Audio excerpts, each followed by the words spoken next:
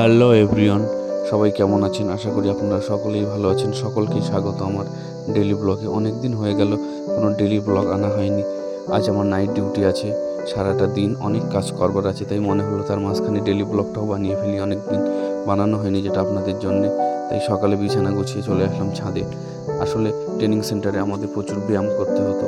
বর্তমানে পরিস্থিতি ও কাজের চাপের জন্য একটু ফিজিক্যাল এক্সারসাইজ করার সময় পাওয়া যায় না। আজ যেহেতু সময় পাওয়া গেছে, চলে আসলাম ছাদে। সময় পেলেই মাঠে বা ছাদে বিভিন্ন জায়গায় চলে যাওয়া হয়। সকালে একটু রান প্র্যাকটিস করার পরে কিছু ফিজিক্যাল এক্সারসাইজ থাকে, push up, sit up, side jump, আপাততালি, এগুলো করে নেওয়া হলো। এগুলো আউটডোর কমপ্লিট করে তারপরে ইনডোর কিছু ফিজিক্যাল এক্সারসাইজ বা ব্যায়াম আছে, সেগুলোও করা হয়। ছাদে এই ব্যায়াম করতে করতে মনে হচ্ছিল ট্রেনিং সেন্টারের সেই দিনগুলো কত হাসি মজার কষ্টের হতো, কিন্তু হাসি মজা তার মাঝখানে ছিল সেই আনন্দের একটা মুহূর্ত। সেই দিনগুলো আজ বড্ড মিস করি। যাই হোক, চলে আসলাম ব্লকে। সম্পূর্ণ ব্লগটা আজ আপনাদের দেখবার অনুরোধ রইল। এরপরে চলে আসবো রুমে বেডের উপরে কি ব্যায়াম করা হচ্ছিল সেটাও আপনারা একটু পরেই দেখতে পাবেন। শারীরিকভাবে ফিট থাকলে নিজের মনের কাছে একটা শান্তি লাগে। সেই শান্তি পাওয়ার জন্যেই ফিজিক্যাল এক্সারসাইজ নিয়মিত করা হয়, বা আমাদের যারা প্রশাসনিক বিভাগে কাজ করেন তারা প্রতি মুহূর্তেই চেষ্টা করেন শারীরিকভাবে সুস্থ থাকার জন্য। কারণ এখানে প্রচুর একটা সময় জুড়ে নিজেই কাজ করতে হয়, সময় পাওয়া যায় না নিজের শরীরের দিকে তাকানোর।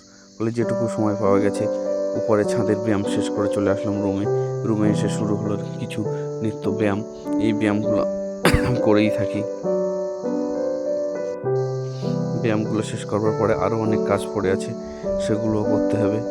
কিন্তু ব্যায়ামগুলো যখন করছিলাম তখন শরীরে একটা প্রচণ্ড কষ্ট অনুভব হচ্ছিল। তখন আরও একটা কথা মনে হচ্ছিল, এই যে কষ্ট অনুভব করছি, এই যে জীবনটা আমি এখন কাটাচ্ছি বর্তমানে, অতীতের যে জীবনটা আমার ছিল সেখানে আরও কষ্ট ছিল। ছাত্র জীবন, তারপরে ছাত্র জীবন থেকে সফলতা পাওয়ার জন্য যে প্রচণ্ড চেষ্টা, একটা সময় প্রতিটা মুহূর্তে জীবনের সাথে লড়াই করা, সংগ্রাম করা, সেই দিনগুলোতে যে কষ্ট হয়েছে তার থেকে তো এই কষ্ট অনেকই কম। নিজের শরীর ভালো রাখার জন্য নিজেই এগুলো করতে হচ্ছে। যাই হোক, আমার ফিজিক্যাল এক্সারসাইজ শেষ করা হয়ে গেলে রেডি হয়ে চলে যাচ্ছি বাজারে। বাজারটাও আজ আমার আছে, যেহেতু নাইট ডিউটি, ফলে বাজারটাও আমাকে করতে হবে। সেই জন্য বাজারের উদ্দেশ্যে বেরিয়ে পড়লাম। রেডি হয়ে কী কী বাজার করা হয়েছে সেটাও আজ আপনাদের দেখিয়ে দেবো। বাজার অনেক কিছুই ছিল। গেছিলাম প্রধানত মাছ আনতে। নেওয়া হয়েছিল কাতলা মাছ ও বাটা মাছ, তার সাথে কচু নেওয়া হয়েছে, সজনে ডাঁটা, এবং আমার কিছু নিত্য প্রয়োজনীয় জিনিসও আমি কিনে এনেছিলাম, যেগুলো আমার অত্যন্ত প্রয়োজন, প্রত্যেক দিনে ব্রেকফাস্টেও লাগে। সেই জিনিসগুলোও দেখিয়ে দেবো। কি ব্রেকফাস্ট করা হয়েছিল সেটাও আজ আপনারা দেখতে পাবেন। আমাদের মেসের বাজারটা মাসিকেও বুঝিয়ে দিতে হবে, তা না তো যা খুশি রান্না করে রাখবে। কিনে আনা খাবারগুলো দেখে, ছোলা আছে এখানে, গ্রিন মুগ আছে, কাজু আছে, কিশমিশ আছে, এগুলোই। ডিম কিনে আনা হয়েছিল।